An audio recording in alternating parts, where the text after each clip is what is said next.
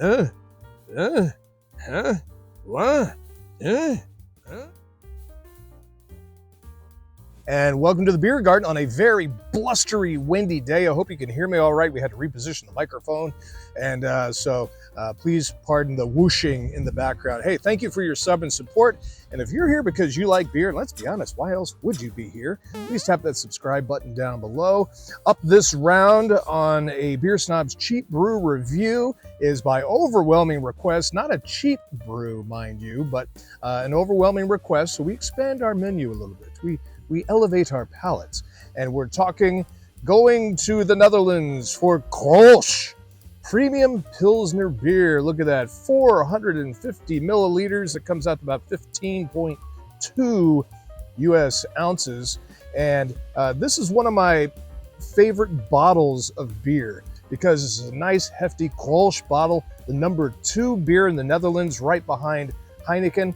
But what I think is so neat and what is so unique about Grolsch beer, you know someone's drinking it just by this pop top on it. I've never seen that I can remember a bottle top like this. Now, back in the day, Grolsch used to have porcelain tops, but they've been relatively cheaped out since. This is made out of a hard plastic, but it mimics porcelain really well with a rubber seal.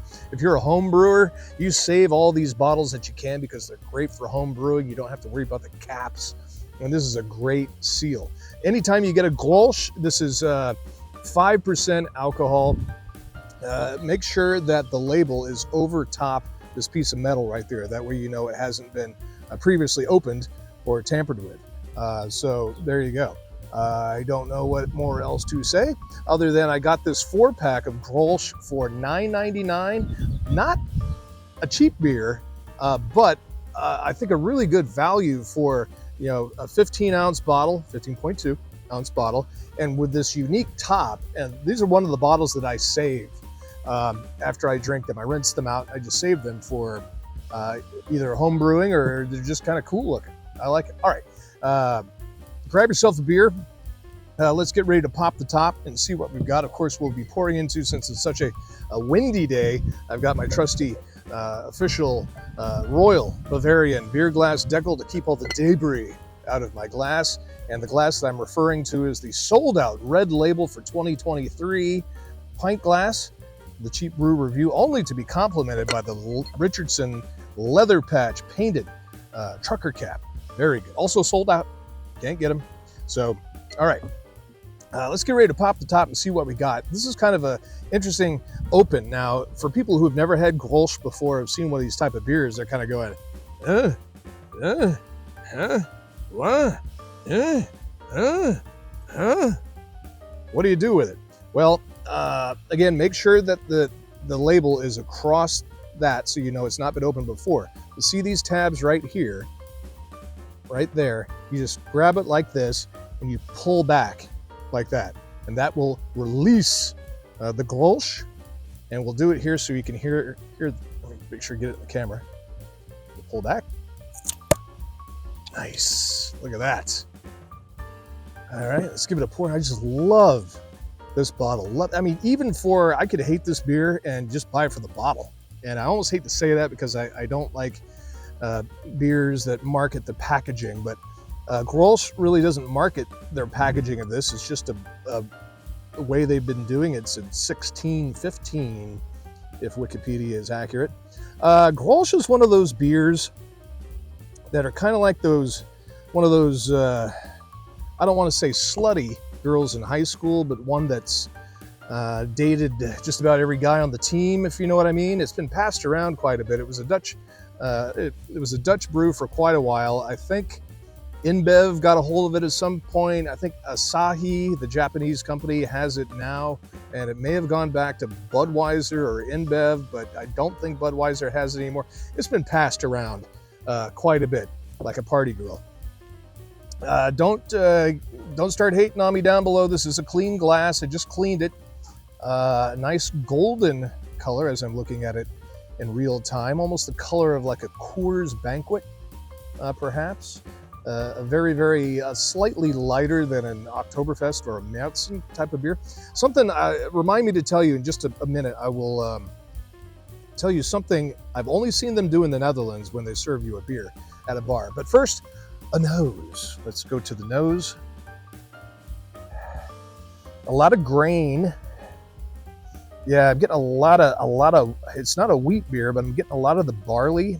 A lot of it's like I'm running pantsless in a field in the Netherlands as the tulips are tickling my kneecaps and I'm running and dodging the windmills. I don't know why I'm pantsless, but it just came to me.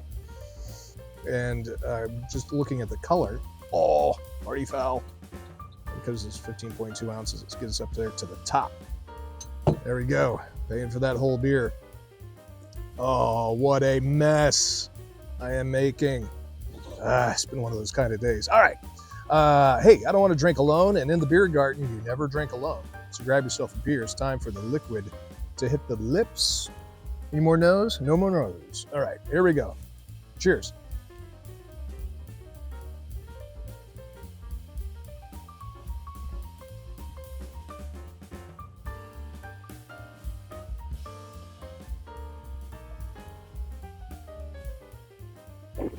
Oh, ow, that would hurt. Okay, nurse, can we get a towel? Something I remembered while I was chugging away there is Asahi, which at some point owned Grolsch here, also brewed Moretti, and I got a hint of that. Not that the beers have anything to do with each other, but oh, it just went all over my leg. That's what she said. It's like a high school date. All right. It reminds me of a Moretti. It does have a very sort of a Peroni. I don't know why. It reminds me of kind of an Italian beer. Does it remind me of Heineken? Because it's the little brother of Heineken. It's the second number 2 brew in the Netherlands behind Heineken. No, it doesn't. If you like Heineken, you may not like Grolsch. Now, Grolsch is kind of, I don't know what to say about it because, like I said, I got a 4-pack and I haven't had Grolsch in forever. And so the first bottle, I liked it. The second bottle, I didn't like it. I spaced it out by about a day and I was just kind of thrown off. I'm like, wait a minute. And the taste profile, to me, tasted totally different between the first and the second. So the third, I went back and I didn't really like it that much. For some reason, I started getting like a cheap flavor to it. I don't know, it's absolutely confusing. So this is number 4 out of that 4-pack for $9.99. Oh, and that thing I was gonna say, I've seen them do when I was in the Netherlands, when they serve you a beer, and I've never seen this in any other country.